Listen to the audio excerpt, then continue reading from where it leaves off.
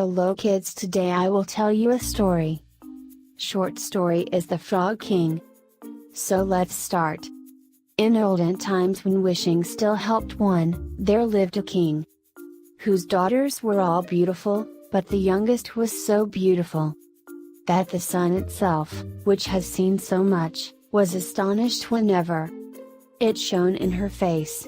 Close by the king's castle lay a great dark forest, and under an old lime tree in the forest was a well, and when the day was very warm, the king's child went out into the forest and sat down by the side of the cool fountain, and when she was bored she took a golden ball, and threw it up on high and caught it, and this ball was her favorite plaything.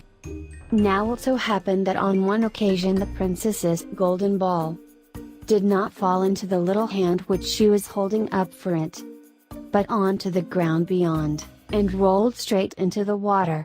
The king's daughter followed it with her eyes, but it vanished, and the well was deep, so deep that the bottom could not be seen. At this, she began to cry, and cried louder and louder, and could not be comforted. And as she thus lamented, someone said to her, "What ails you, king's daughter? You weep so that even a stone would show pity." She looked round to the side from whence the voice came, and saw a frog stretching forth its big, ugly head from the water. "Ah, old water splasher, is it you?" she said. "I am weeping for my golden ball, which has fallen into the well." "Be quiet, and do not weep," answered the frog. "I can help you, but what will you give me if I bring your plaything up again?" "Whatever you will have, dear frog," said she, "my clothes, my pearls and jewels, and even the golden crown which I am wearing." The frog answered, "I do not care for your clothes, your pearls and jewels, nor for your golden crown, but if you will love me, and let me be your companion and playfellow, and sit by you at your little table, and eat off your little golden plate, and drink out of your little cup, and sleep in your little bed, if you will promise me this, I will go down below, and bring you your golden ball up again." "Oh yes," said she, "I promise you all you wish, if you will but bring me my ball back again." But she thought, how the silly frog does talk. All he does is to sit in the water with the other frogs, and croak. He can be no companion to any human being. But the frog, when he had received this promise, put his head into the water and sank down, and in a short while came swimming up again, with the ball in his mouth, and threw it on the grass. The king's daughter was delighted to see her pretty plaything once more, and picked it up, and ran away with it. "Wait, wait," said the frog. "Take me with you. I can't run as you can."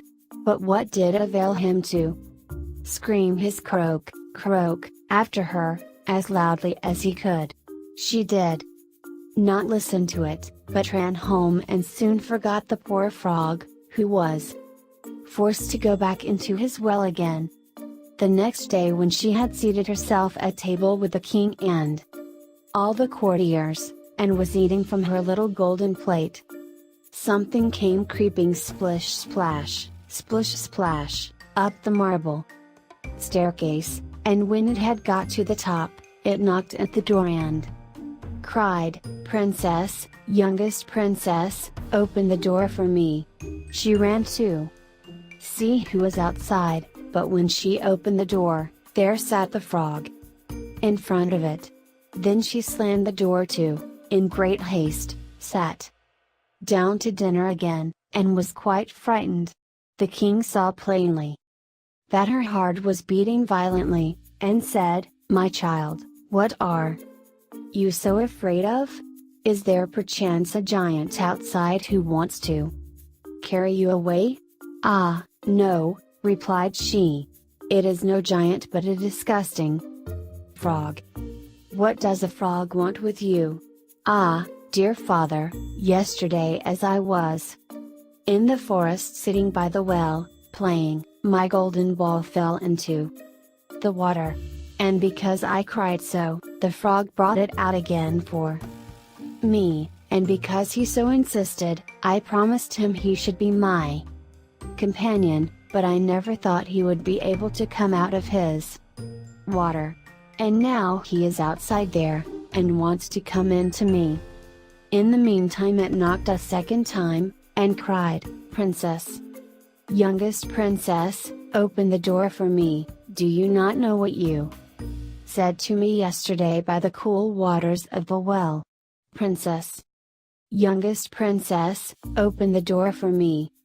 Then said the king, that which you have promised must you perform. Go and let him in. She went and opened the door, and the frog hopped in and followed her, step by step, to her chair. There he sat and cried, Lift me up beside you. She delayed, until at last the king commanded her to do it. Once the frog was on the chair he wanted to be on the table, and when he was on the table he said, Now, push your little golden plate nearer to me that we may eat together. She did this, but it was easy to see that she did not do it willingly. The frog enjoyed what he ate, but almost every mouthful she took choked her. At length he said, I have eaten and am satisfied, now I am tired, carry me into your little room and make your little silken bed ready, and we will both lie down and go to sleep. The king's daughter began to cry, for she was afraid of the cold frog, which she did not like to touch, and which was now to sleep in her pretty, clean little bed. But the king grew angry and said, He who helped you when you were in trouble ought not afterwards to be despised by you. So she took hold of the frog with 2 fingers, carried him upstairs, and put him in a corner. But when she was in bed he crept to her and said, I am tired, I want to sleep as well as you, lift me up or I will tell your father. At this she was terribly angry, and took him up and threw him with all her might against the wall. Now, will you be quiet, odious frog, said she. But when he fell down he was no frog but a king's son with kind and beautiful eyes. He by her father's will was now her dear companion and husband. Then he told her how he had been bewitched by a wicked witch, and how no one could have delivered him from the well but herself, and that tomorrow they would go together into his kingdom. Then they went to sleep, and next morning when the sun awoke them, a carriage came driving up with 8 white horses, which had white ostrich feathers on their heads, and were harnessed with golden chains, and behind stood the young king's servant Faithful Henry. Faithful Henry had been so unhappy when his master was changed into a frog, that he had caused 3 iron bands to be laid round his heart, lest it should burst with grief and sadness. The carriage was to conduct the young king into his kingdom. Faithful Henry helped them both in, and placed himself behind again, and was full of joy because of this deliverance. And when they had driven a part of the way the king's son heard a cracking behind him as if something had broken. So he turned round and cried, Henry, the carriage is breaking. No, master, it is not the carriage. It is a band from my heart, which was put there in my great pain when you were a frog and imprisoned in the well.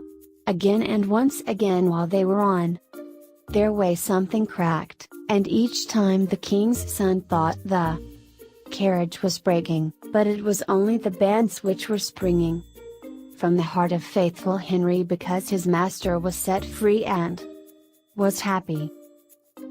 The story is over. Thank you for listening to me. Don't forget to like, comment, share and subscribe to my channel. See you.